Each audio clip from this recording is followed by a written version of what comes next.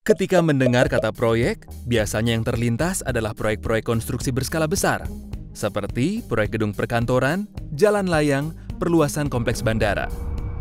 Tapi, apakah pengertian proyek hanya terbatas pada konstruksi saja? Tentu saja tidak.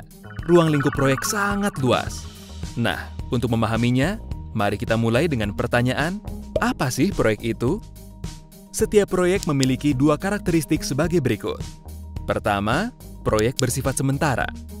Dan yang kedua adalah proyek bersifat unik. Mari kita bahas satu persatu. Yang dimaksud dengan proyek bersifat sementara adalah setiap proyek memiliki durasi pelaksanaan yang jelas. Ada tanggal dimulainya pelaksanaan, serta ada tanggal berakhirnya pelaksanaan.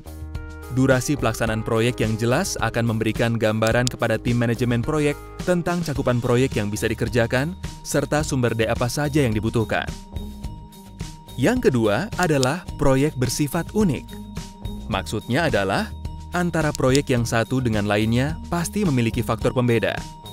Misalnya, perbedaan sumber daya manusia yang mengerjakan proyek, perbedaan anggaran yang dibutuhkan untuk menyelesaikan proyek, produk yang ingin dihasilkan dan tujuan diadakannya proyek, lingkungan di mana proyek dilaksanakan, dan lain-lain. Oleh karena itulah, pelaksanaan proyek tidak bisa disamakan dengan rutinitas operasional kerja harian yang input dan outputnya cenderung repetitif. Nah, berdasarkan penjelasan tadi, proyek dapat diartikan sebagai serangkaian kegiatan yang bersifat sementara serta dirancang khusus untuk mencapai tujuan tertentu. Jadi, proyek tidak terbatas pada salah satu industri saja. Skala proyek bisa besar, tapi bisa juga kecil. Bisa untuk keperluan pribadi, seperti bikin kandang peliharaan, ataupun mega proyek yang bisa mempengaruhi opini seluruh umat manusia.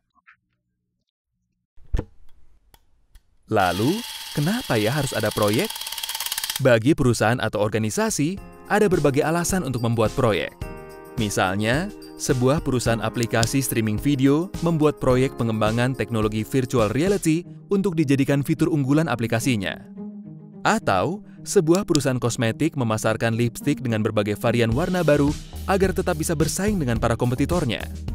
Alasan lain misalnya, sebuah rumah makan bakso membuka cabang-cabang baru di negara lain sebagai upaya mengembangkan bisnis perusahaan. Alasan sosial dan lingkungan juga bisa menjadi alasan. Contohnya, sebuah perusahaan mengadakan acara imunisasi untuk balita secara gratis sebagai program CSR atau Corporate Social Responsibility. Atau, sebuah pabrik yang memperbarui fasilitas pembuangan limbahnya untuk mengurangi pencemaran lingkungan. Ada juga yang alasannya karena masalah legalitas. Misalnya, sebuah tipe kendaraan yang sistem pompa bahan bakarnya bermasalah namun sudah terlanjur berada di pasar. Secara legalitas, kendaraan tersebut tidak boleh dipasarkan karena berpotensi membahayakan penggunanya. Oleh karena itu, pihak produsen membuat program untuk menarik semua unit kendaraan tersebut dari pasar untuk diperbaiki. Tentu masih banyak alasan lain mengapa organisasi membuat proyek. Namun, apapun alasannya, organisasi harus memastikan bahwa pelaksanaan proyek selaras dengan strategi organisasi. Oleh karena itu, sebelum memulai proyek, organisasi harus mendeskripsikan dengan jelas tentang proyek apa yang mau dibuat, target yang mau dicapai, serta manfaat apa yang akan didapat organisasi. Lalu, organisasi akan membentuk tim khusus yang bertanggung jawab untuk menjalankan proyek sesuai dengan deskripsi proyek tersebut. Kesuksesan proyek sangat bergantung pada kemampuan tim tersebut dalam mengelola faktor-faktor yang menjadi batasan dalam pelaksanaan proyek. Dalam manajemen proyek, faktor pembatas tersebut lebih dikenal dengan istilah project constraints. Nah, pembahasan mengenai project constraints ini dapat Anda saksikan pada video berikutnya.